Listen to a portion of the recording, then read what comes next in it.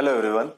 आप सभी लोगों को मेरा नमस्कार। मैं वरुण जोशी आप लोगों का स्वागत करता हूं हमारे चैनल कैफे इंग्लिश में। ठीक है, तो चलिए, तो काफी लंबे समय बाद आज मैं एक वीडियो रिकॉर्ड कर रहा हूं। ठीक है, बीच में कुछ वीडियोस रिकॉर्ड करी थी पर कुछ टेक्निकल एरर में आ रहा था, फिर थोड़ा सा ऑफिस का प्रेशर। ठीक है, तो चलिए, तो without making any more excuses let's start our topic. तो हमारा जो आज का टॉपिक है, जैसे कि आप देख पा रहे हैं, वो क्या है? Connectors in English grammar. ठीक है, अब हो सकता है कि आप बोलो कि कनेक्टर्स इन इंग्लिश ग्रामर की आप बात कर रहे हो, तो कंजंक्शन जो हमने पिछला टॉपिक पढ़ा था उसमें वो कनेक्टर ही से थे, तो वो वाले कनेक्टर्स और इनमें क्या डिफरेंस है। तो चलिए ठीक है, इसी बात पे आज हम लोग चर्चा करने वाले हैं इस वीडियो के माध्यम से। ठीक है, चलो शुरू करते हैं।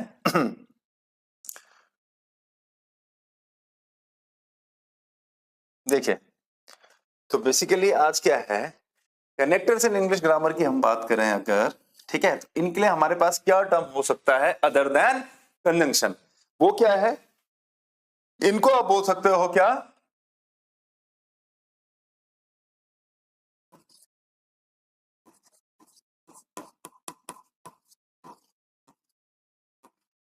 इनको पहली चीज आप क्या बोल सकते हो? Conjunctive adverbs. पहली चीज तो ये ध्यान में रखिए। दूसरा आप इनको और क्या बोल सकते हो?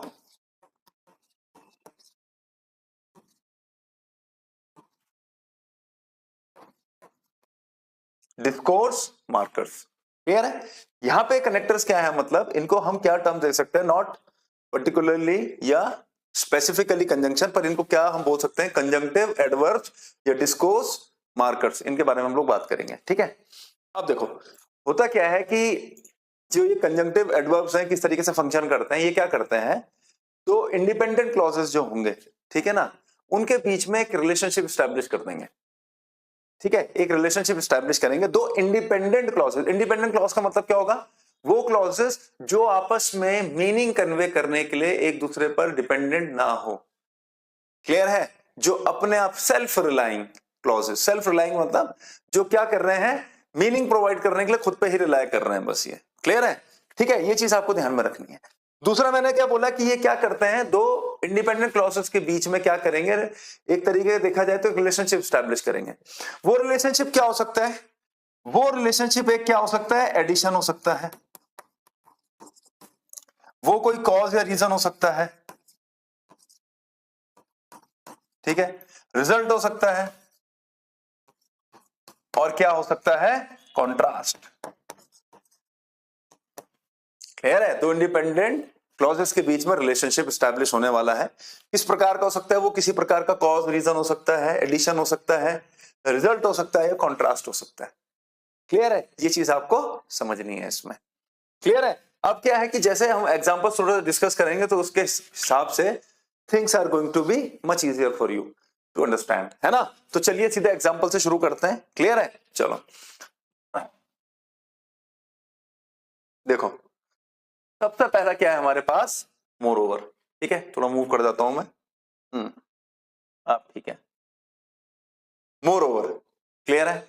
मोर ओवर जो कंजंक्टिव एडवर्ब के तौर पे या डिस्कोर्स मार्कर के तौर पे क्या सेंस कन्वे करता है? एडिशनल। मोर ओवर का इस्तेमाल हम करते हैं।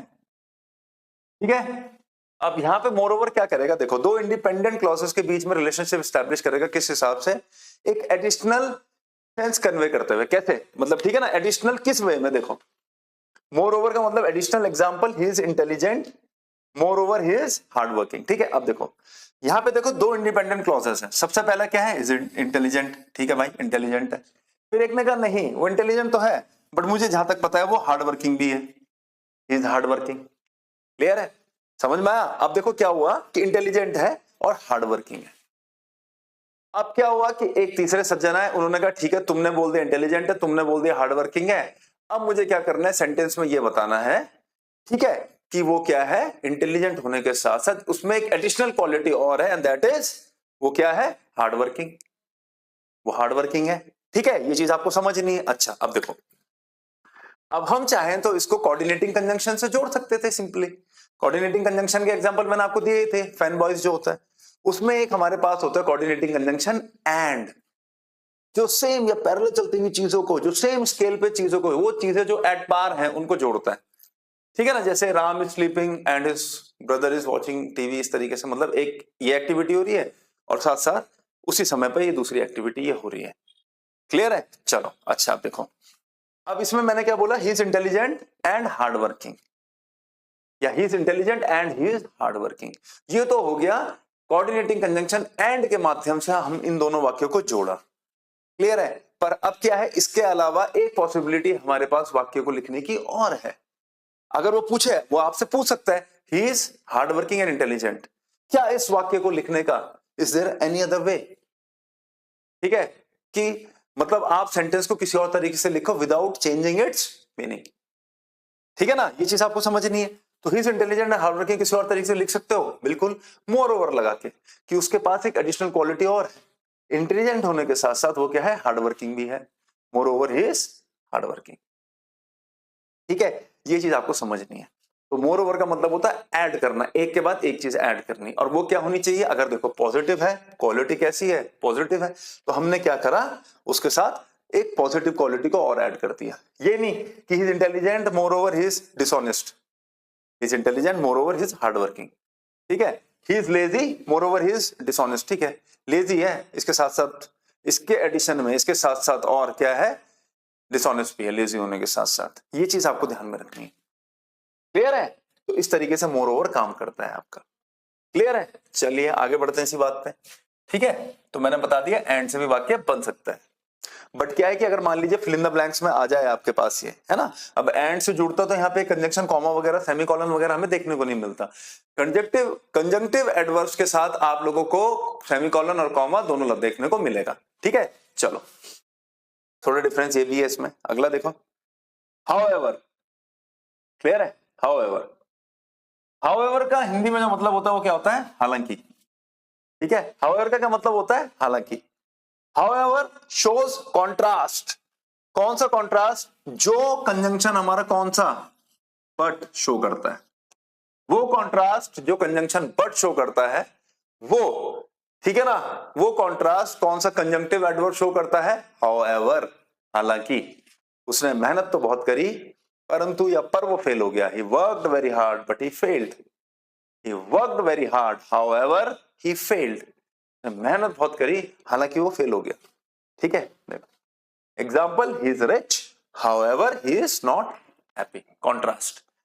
हम क्या सोचते हैं कि आदमी अगर अमीर है तो उसका खुश होना स्वाभाविक है, तेरे पास इतना पैसा है, खुश होना स्वाभाविक है, but it is not necessary. क्या पता आदमी का जो कमाया हुआ धन है वो गलत तरीके से, और उससे हर पल एक डर लगा रहे, आई माइट गेट कॉट, ठीक है ना, कि मैं कभी भी पकड़ा जा सकता हूं, I might be caught any time, है ना, या हो सकता है उसे पता रहे कि लोगों की या उसके रिश्तेदारों की नीयत गलत है उसके पैसों पर, उसकी संपत्ति पर। क्लियर है? ठीक है ना, तो ये चीज समझनी है आप। तो he is rich however he is not happy, भले ही रिच है पर वो क्या है, खुश नहीं है। इसी वाक्य को अगर कंजंक्शन के तौर, मतलब कंजंक्शन से, कोऑर्डिनेटिव कंजंक्शन से जोड़ के लिखते तो क्या लिख देते, he is rich but he is not happy, फिर ये तामझाम नहीं आता, ये सेमीकोलन या कॉमा जो तुम्हें देखने को मिल रहा है, he is rich but he is not honest. Clear है? ये चीज आपको समझनी है। ठीक है, तो इस तरीके से अगर मान लो तुम्हारे पास ऑप्शन है ही इज रिच, फिर in the blanks he is not happy, और फिर तुम्हारे पास ऑप्शन है ये सब, मोर ओवर है, हाउएवर है, नेवरदलेस है, नॉनदलेस है, तो आपको समझनी है एक चीज कि कॉन्ट्रास्ट में अगर चीज काम कर रही है तो हम क्या लगा देंगे वहां पे, हाउएवर का प्रयोग हम कर लेंगे। क्लियर है? तो he is rich however he is not happy. अच्छा देखो, अब इसमें भी कॉन्ट्रास्ट में भी क्या होता है, दो चीजें होती हैं, एक होता है नॉर्मल कॉन्ट्रास्ट, ठीक है, जैसे ये नॉर्मल वाली बात होगी कि ठीक है, ठीक है, एक जगह क्या होता है कि कॉन्ट्रास्ट जो थोड़ा है वो स्ट्रांग होता है। स्ट्रांग कॉन्ट्रास्ट कैसा, मतलब कि जैसे दो चीजें हैं और पर्टिकुलरली आपस में रिलेटेड ही हैं। ठीक है, आदमी धनी है, हो सकता है पैसा बहुत है पर खुश इसलिए नहीं क्योंकि फिजिकल वेलबींग उसकी अच्छी नहीं है, इज नॉट फिजिकली वेल, ये कुछ और रीजन हो सकता है।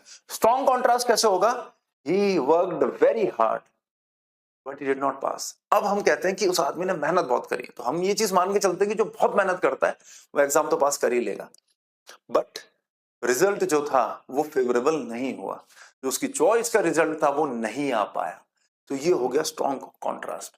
मेहनत करी है, पक्का पता है कि पास होना है, भाई 99% तो ये मान के चलते कि पास होगा।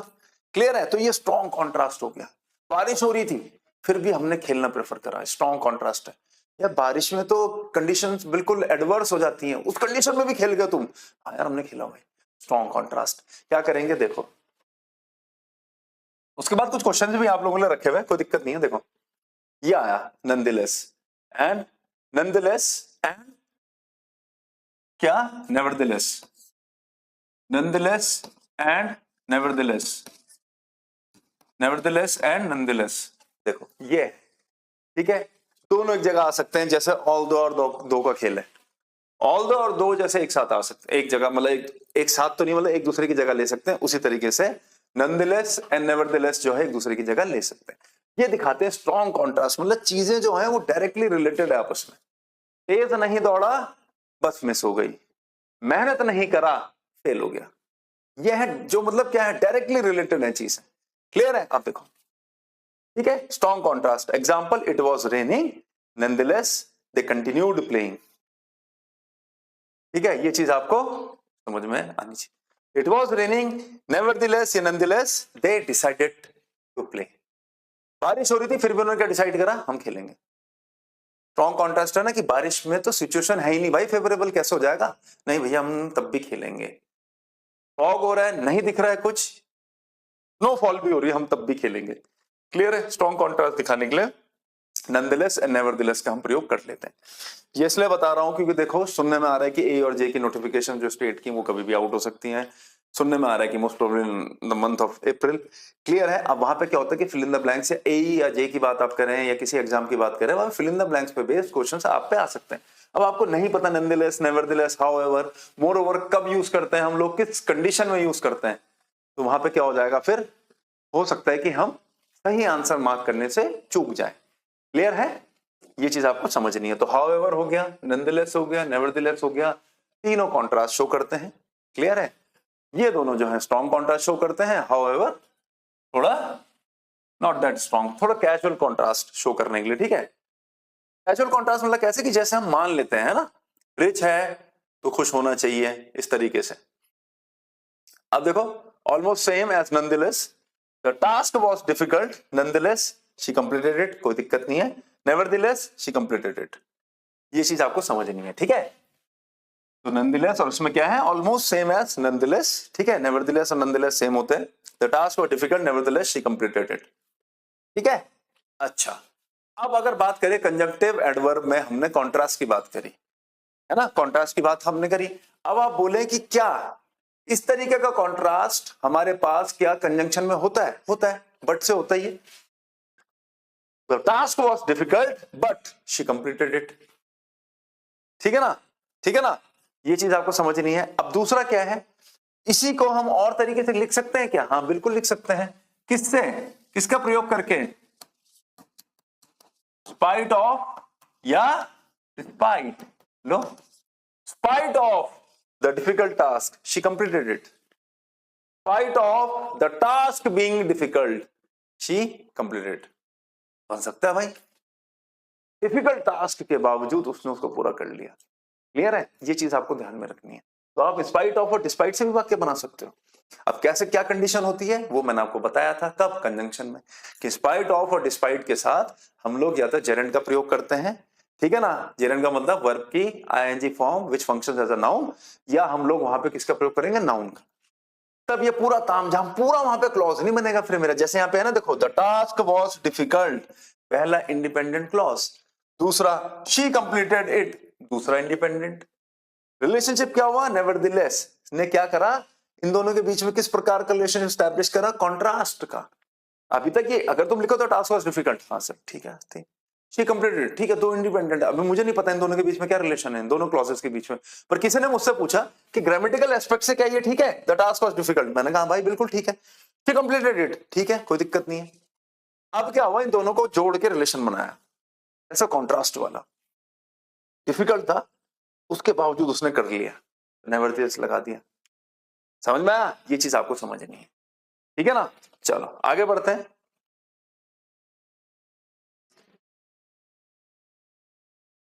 हेंस रिजल्ट और कंक्लूजन दिखाने के लिए, ठीक है, रिजल्ट और कंक्लूजन दिखाने के लिए हम लोग किसका प्रयोग करते हैं, हेंस का। हेंस की जगह 10 भी लगा सकते हो आप लोग, देयरफॉर भी लगा सकते हो, कोई दिक्कत नहीं है। हेंस की जगह यहाँ पे 10 भी आ जाएगा, देयरफॉर भी आ सकता है, कोई इशू नहीं है, तीनों कंजक्टिव एडवर्ब्स हैं, ठीक है। He did not work hard, therefore he failed. What was the reason of his failure? The reason of his failure was his lack of hard work, ठीक है। या he did not work hard, hence he failed. He did not work hard, thus he failed. He did not work hard, therefore he failed. Therefore का मतलब होता है as a result. Clear है? तो यहाँ पे hence, thus और therefore आप लगा सकते हो।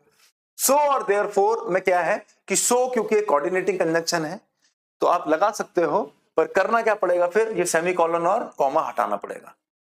क्लियर है? कोऑर्डिनेटिंग कंजंक्शन के साथ हम लोग सेमीकोलन का प्रयोग नहीं करेंगे। तो he did not work hard, so he failed। वैसे क्या है कि एग्जाम में क्या है, जैसे पंक्चुएशन बेस्ड एरर मैंने आज तक कभी देखी नहीं है, ठीक है, कि किसी पेपर में चाहे स्टेट की बात हो, चाहे सेंट्रल की बात हो, चाहे बैंक की बात हो, चाहे एनडीए सीडीएससी की बात हो, कि पंक्चुएशन बेस्ड, ठीक है, नॉलेज होना is a good thing, clear है, पर आपको चीज समझ नहीं है, यहाँ पे 10 और देयरफॉर आ सकता है, सो नहीं आएगा क्योंकि सो कोऑर्डिनेटिंग कंजंक्शन है और वहां पे फिर सेमीकोलन का इस्तेमाल हम लोग नहीं करेंगे, ठीक है जी, ये चीज आपको दिमाग में बिठानी है, ठीक है। तो रिजल्ट और कंक्लूजन दिखाने के लिए हम लोग हेंस का प्रयोग कर लेते हैं, करते थे ना जैसे स्कूल टाइम पे, LHS is equal to RHS, hence proved, therefore logical conclusion, ठीक है। लॉजिकल कंक्लूजन का मतलब क्या हुआ, एक लॉजिकल अप्रोच लगाना। लॉजिकल अप्रोच क्या हो सकता है कि आज वो ट्रैफिक में फंसा था, शायद इसलिए लेट हो गया, ये लॉजिकल है। लेट क्यों हुआ, ट्रैफिक में फंसा था, उससे एट्रीब्यूट कर दिया उस रीजन को, ठीक है। Therefore logical conclusion, example, she was ill therefore she stayed home, ठीक है। तो वो क्या है, बीमार थी, इसलिए उसका कंक्लूजन क्या निकल के आया लॉजिकल, कि उसने घर पे ही रहना पसंद करा। He was ill, therefore she stayed home. Clear है, ठीक है ना, ये चीज आपको समझनी है। तो लॉजिकल कंक्लूजन हमें स्टेट करने के लिए हम लोग किसका प्रयोग कर लेते हैं, therefore का। She was ill, therefore she stayed home। अब क्या है, 10 रिजल्ट प्लस समरी, ठीक है, बताया मैंने आपको। ही प्रैक्टिस डेली, ठीक है, thus he improved, तो एज अ रिजल्ट ही है ये रिजल्ट, और समरी क्या समराइज करा हमने कि डेली प्रैक्टिस करने से क्या हुआ, उसके अंदर एक इंप्रूवमेंट आया, ठीक है। समरी का मतलब यही हुआ, रिजल्ट बता रहा है और समराइज कर रहा है इस चीज को, क्या कि डेली प्रैक्टिस करने के कारण उसके अंदर क्या हुआ, एक इंप्रूवमेंट आया। तो ही प्रैक्टिस डेली, thus ही इंप्रूव्ड। क्लियर है, ये चीज आपको ध्यान में रखनी है, ठीक है ना। चलो, इसमें कुछ क्वेश्चंस भी मैंने ऐड कर रहे हैं, उसमें थोड़ा सा और क्लियर कट आइडिया लग जाएगा, ठीक है।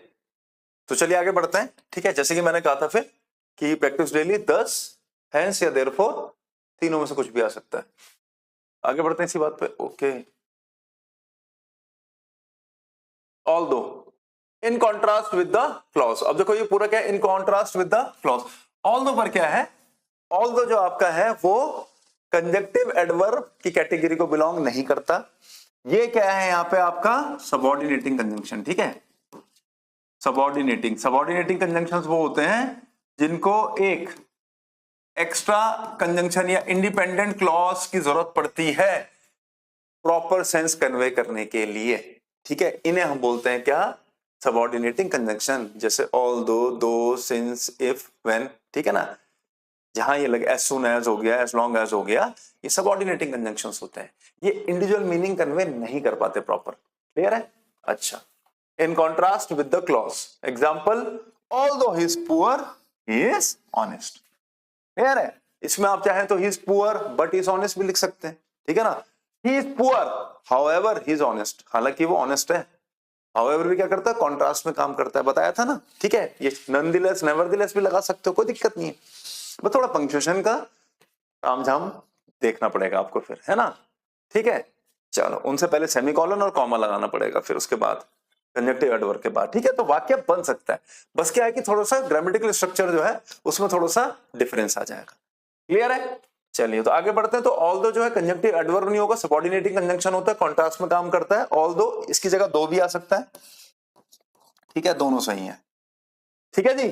चलिए आगे बढ़ते हैं इसी बात पे। अगर भविष्य में वीडियो देखने के बाद कुछ भी किसी प्रकार का डाउट आप लोगों को होता है तो आप लोग क्या कर सकते हो, अपनी क्वेरी डिस्कस कर सकते हो, कोई समस्या नहीं है, ठीक है, बता सकते हो।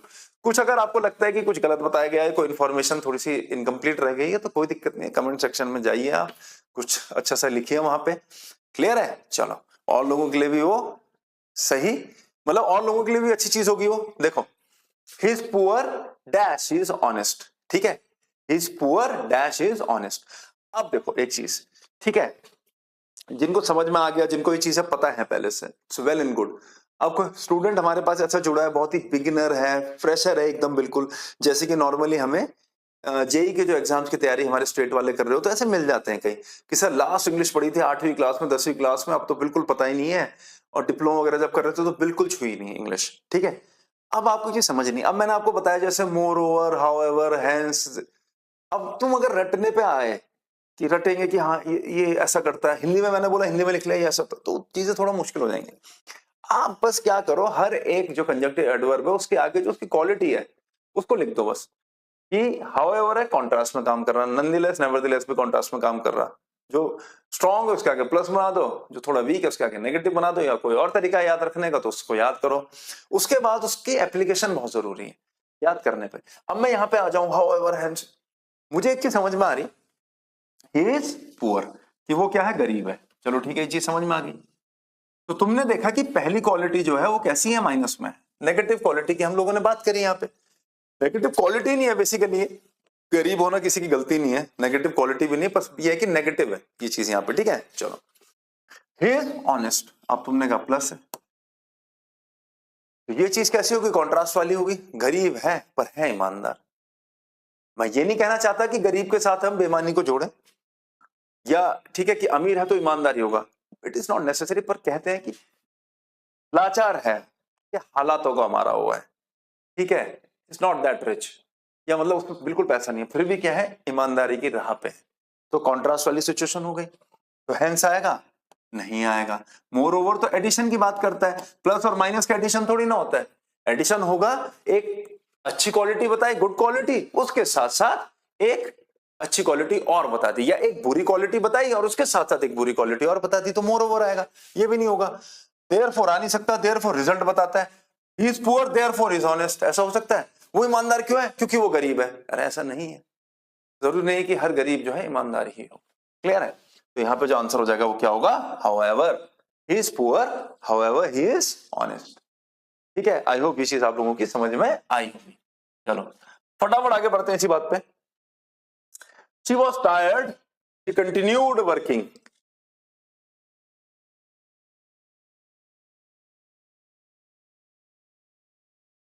देखो दिख रहा है, she was tired dash she continued working, she was tired hence, अब जो थका हुआ है hence रिजल्ट बताता है, nonetheless therefore moreover, इधर की तरफ हो जाता हूं थोड़ा एक बार, ठीक है। देखो she was tired dash she continued working, ठीक है, आई थिंक इतना टाइम सफिशिएंट है आंसर करने के लिए। देखो she was tired, थकी हुई थी, ऑब्वियसली बात है, अगर थका हुआ व्यक्ति है हम क्या सोचेंगे, that person should have some rest, है ना, उस पर्टिकुलर मोमेंट पे उस बंदे को रेस्ट करना चाहिए, क्यों, क्योंकि वो थका हुआ है या थकी हुई है। बट उसने क्या करना पसंद करा, काम करना, थके हुए होने के बावजूद। तुम कहोगे ये तो सर दोनों उल्टी चीजें हो गई, बंदा थका हुआ है तो that person should have proper rest, but यहाँ पे तो पर्सन हैज, या person decided to work, to continue with the work, या टू कंटिन्यू द वर्क, है ना। तो इसका मतलब क्या होगी, कॉन्ट्रास्ट चीज हो गई। तुमने कहा हैंस तो मत लगाओ, हैंस तो रिजल्ट दिखाता है सर, थका हुआ आदमी रिजल्ट के तौर पे काम तो कभी करेगा नहीं, ठीक है ना। अच्छा, ये हो सकता था कि she continued working hence she was tired, अगर मैं घुमा दूं अब ठीक है कि सर शी कंटिन्यूड वर्किंग, या शी कंटिन्यूअसली वर्कड, या she worked continuously hence she was tired, या हेंस शी गॉट टायर्ड। हाँ अब ठीक है सर, रिजल्ट क्या आ गया, समराइज कर दे, उसने बहुत मेहनत करी थी, अब वो थक गई, तो ठीक है हेंस आ जाएगा। अब यहाँ पे क्या है कि हमें पता है कि टायर्ड और वर्किंग है, टायर्ड होने के बावजूद अगर वर्किंग कर रही है तो क्या होगा, कॉन्ट्रास्ट वाली बात होगी, देयरफॉर और मोरओवर तो आएगा नहीं, क्या आ जाएगा, नॉनदलेस या नेवरदलेस, ठीक है। तो she was tired, nonetheless she continued working, बस इतना मैं आप लोगों तक पहुंचाना चाह रहा था। क्लियर है? चलो आगे बढ़ते हैं इसी बात पे। He did not attend classes dash he failed the exam. He did not attend classes dash he failed the exam. However, moreover, hence, although.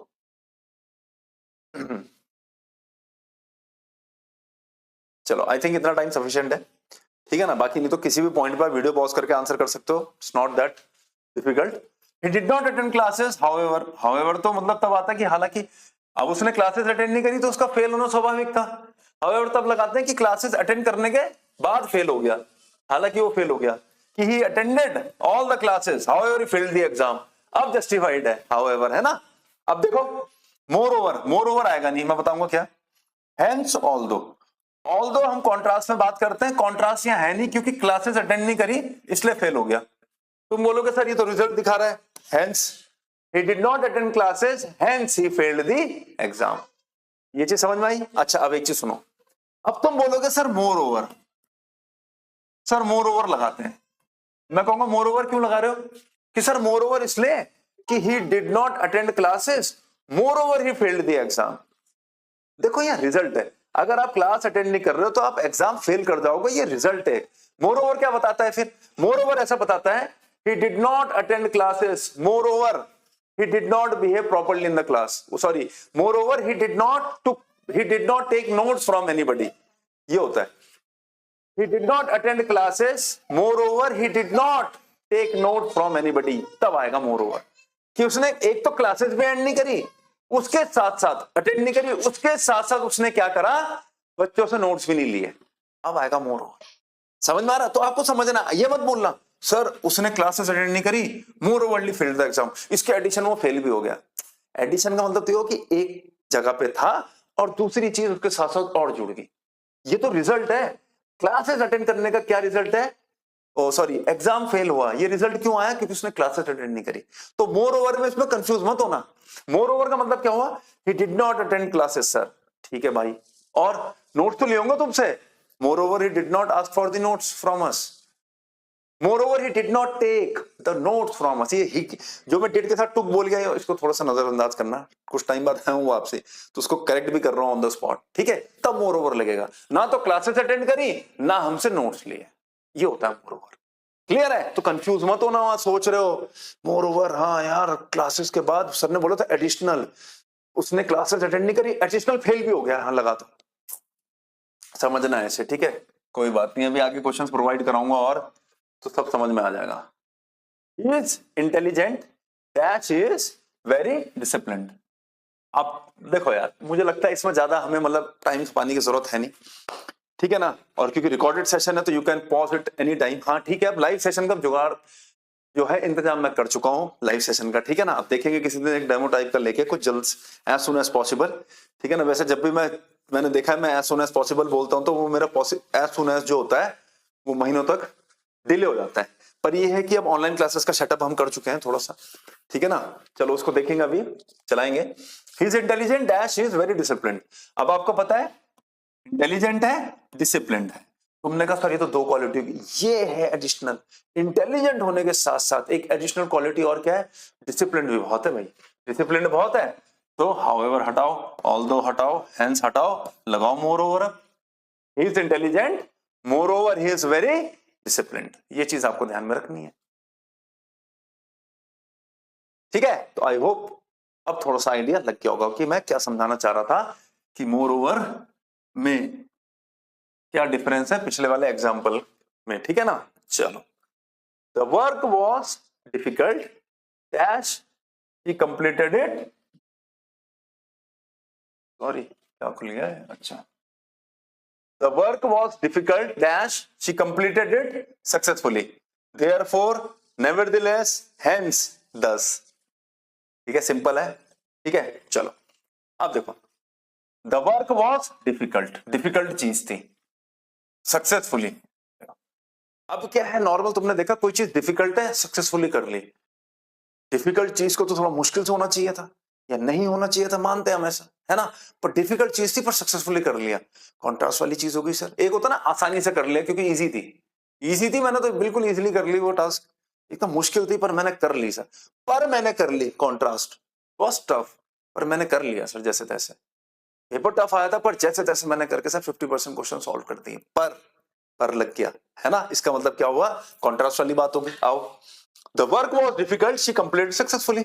Therefore तो आता नहीं, देयरफॉर तो रिजल्ट बताता है। लिखो यहाँ पे the work was very easy, तब लगाओ देयरफॉर कि देयरफॉर शी कंप्लीटेड सक्सेसफुली, कि हाँ भैया क्यों कर दिया, इसलिए क्योंकि आसान थी। बट यहाँ तो चीजें कॉन्ट्रास्ट में। अगला देखो, नेवरदलेस, हेंस, हेंस और दस रिजल्ट बताता है। यहाँ पे देयरफॉर आता अगर, तो हेंस और दस भी ऑटोमेटिकली आ ही जाता, बताया था ना, आ जाता है, यहाँ पे आ जाएगा, है ना। पर अब करना क्या है हमें, कॉन्ट्रास्ट वाली बात है, तो क्या आ जाएगा, nevertheless, the work was difficult, nevertheless she completed it successfully. Clear है। चलो आगे बढ़ते हैं इसी बात पे। He worked very hard, dash he could not succeed.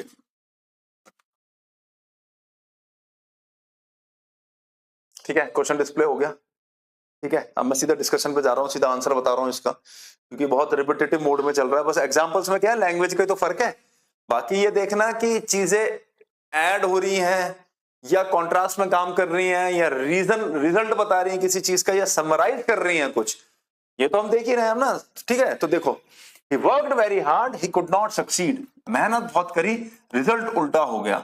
इसका मतलब प्लस माइनस हो गया, फिर से मतलब कॉन्ट्रास्ट कंजक्टिव एडवर्ब की जरूरत है हम लोगों को। देयरफॉर तो आएगा नहीं, देयरफॉर तो रिजल्ट बताता है। हेंस आएगा नहीं, मोर ओवर आएगा नहीं, बता क्या, nevertheless. he worked very hard, nevertheless he could not succeed, मेहनत तो बहुत करी थी but he could not succeed। ये तो बट लगा के मैंने बता दिया, coordinating conjunction. he worked very hard but he could not succeed, in spite of से बना के दिखा दो सर, तो in spite of working hard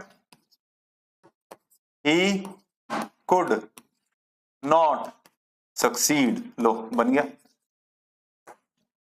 in spite of working hard he could not succeed. Clear है। हर तरीके से वाक्य को बना सकते हो, और ये पता भी होना चाहिए, वो पूछ सकता है आपसे, क्वेश्चन इस तरीके से आ सकता है, he worked very hard, in spite of working hard he could not succeed। नीचे दे देगा 4 ऑप्शन और पूछेगा बताओ कि ये बिल्कुल सेम एग्जैक्टली ये मीनिंग करने वाला चारों में से कौन सा ऑप्शन है, और फिर दिया रहेगा वहां पे he worked very hard, nevertheless he could not succeed।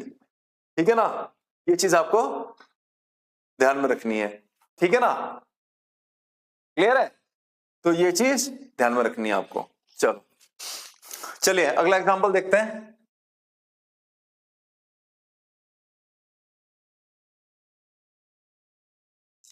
She is talented dash she lacks confidence. देखो, she is talented dash she lacks confidence, moreover, however, therefore, hence. ठीक है, चलिए आंसर डिस्कस करते हैं। मुझे लगता नहीं बहुत मुश्किल है, कुछ नहीं आएगा। क्यों, टैलेंटेड है, पर क्या है, कॉन्फिडेंस की कमी है। लैक का मतलब होता है किसी चीज की कमी, डेफिशिएंसी भी बोल लो, चलो ठीक है। तो she is talented dash she lacks confidence, तो यहां पे क्या आ जाएगा, हाउएवर शी लैक्स कॉन्फिडेंस, हालांकि उसके अंदर कॉन्फिडेंस की कमी है।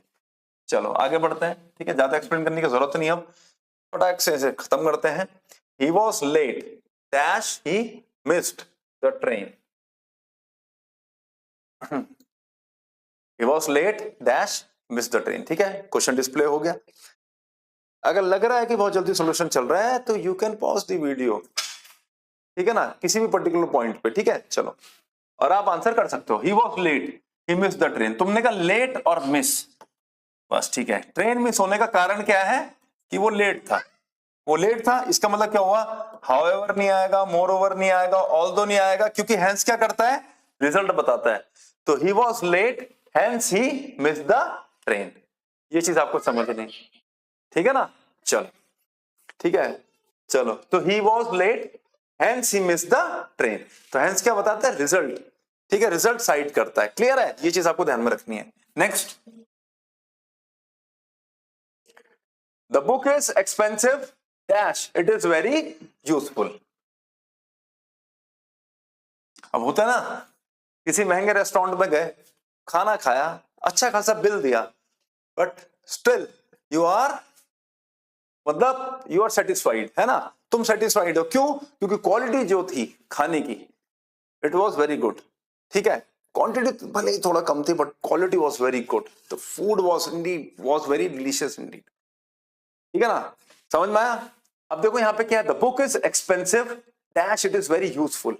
एक्सपेंसिव है, कोई चीज महंगी है, पर कैसी है? यूजफुल है तो कॉन्ट्रास्ट वाली। देखो एक्सपेंसिव है, सॉरी मतलब एक्सपेंसिव इसको नेगेटिव क्वालिटी से मान के चलो कि बहुत महंगा है यार ये तो, पर दिखने में अच्छा लग रहा है यार तो चलो खरीद लेते हैं। ठीक है ना। अब देखो क्या है कि बुक एक्सपेंसिव है और है बहुत अच्छी, बहुत यूजफुल है बुक। ठीक है ना, बहुत काम की है। तो the book is expensive therefore it is useful, नहीं ऐसा नहीं हो सकता। बुक यूजफुल क्यों है? क्योंकि महंगी है, नहीं। However it is very useful, बिल्कुल ठीक। जहां देयरफॉर नहीं आ रहा वो हैंस और दस तो वैसे नहीं आएंगे, हाउएवर आ जाएगा। हालांकि बुक भले ही महंगी है, हालांकि है अच्छी, है अच्छी। समझ में आया? तो आई होप ये चीज भी समझ में आई होगी आप लोगों के। आगे बढ़ते हैं इसी बात पे। ही is hard working dash he is honest. इसमें मैं ज्यादा टाइम लगाऊंगा नहीं भाई। ठीक है, देखो हार्ड वर्किंग है, ऑनेस्ट है, दो चीजें एक साथ है। कंजक्टिव एडवर्ब का इस्तेमाल करना है, एंड वगैरह तो कुछ लगाना नहीं, तो हाउएवर आएगा नहीं, ऑल्दो आएगा नहीं, मोरओवर आ जाएगा। ही is hard working moreover he is honest. दो क्वालिटी है उसके साथ, हार्ड वर्किंग होने के साथ साथ इसके एडिशन में वो ऑनेस्ट भी है। चलो कोई दिक्कत नहीं। अगर लग रहा है कि एग्जाम्पल थोड़े रिपीटेटिव से हो रहे हैं, क्योंकि ऑब्वियसली बात है पर्टिकुलर टॉपिक के बारे में बात कर रहे हैं हम, इतना ही था क्या? अच्छा चलो ठीक है, चलिए ठीक है। व्यूवर्स हैं हमारे, स्टूडेंट्स हैं, आज का सेशन मैं समाप्त करता हूं इतने सवालों पे। अगर लग रहा है कि ठीक है ऑप्शंस इजी थे, क्वेश्चंस इजी थे, तो कोई दिक्कत नहीं है। ठीक है, बेसिक से शुरू करना सबसे मेरा मेन एम हमेशा यही रहता है कि बेसिक से हम शुरू करें, फिर धीरे धीरे अपना लेवल बढ़ाएं। क्लियर है? तो चलिए फिर आज का सेशन मैं यहीं पे समाप्त करता हूं। किसी भी प्रकार की समस्या अगर हुई हो या आपको महसूस होता है कि कोई चीज थोड़ा सा शायद गलत बता दी गई हो, तो कोई दिक्कत नहीं है, फील फ्री टू शेयर। ठीक है, पब्लिक प्लेटफॉर्म है, बस आप डिसेंसी मेंटेन करके अपना कमेंट ड्रॉप करें। क्लियर है? और वो इसलिए भी मैं कह रहा हूं क्योंकि बाकी लोगों के लिए भी बहुत यूजफुल होगा। ठीक है, तो जल्दी मिलते हैं नए सेशन में नए टॉपिक के साथ। तब तक हमारे चैनल से जुड़े रहिए। धन्यवाद।